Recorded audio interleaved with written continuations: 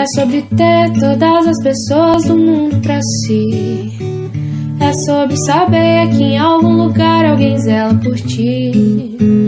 É sobre cantar e poder escutar mais do que a própria voz. É sobre dançar na chuva de vida que cai sobre nós.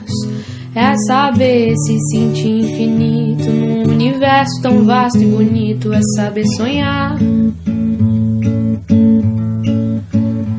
Então fazer valer a pena cada verso daquele poema sobre acreditar. Não é sobre chegar no topo do mundo e saber que venceu. É sobre escalar e sentir que o caminho te fortaleceu. É sobre ser abrigo e também ter morada em outros corações. E assim ter amigos contigo em todas as situações.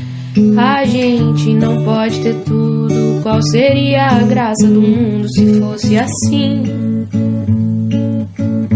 Por isso eu prefiro os sorrisos e os presentes que a vida trouxe pra perto de mim.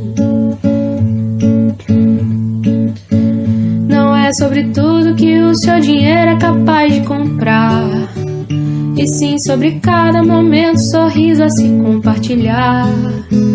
Também não é sobre correr contra o tempo pra ter sempre mais, porque quando menos se espera a vida já ficou pra trás. Segura teu filho no colo, sorri e abraça os teus pais enquanto estão aqui. Que a vida é trem-bala, parceiro, e a gente é só passageiro prestes a partir.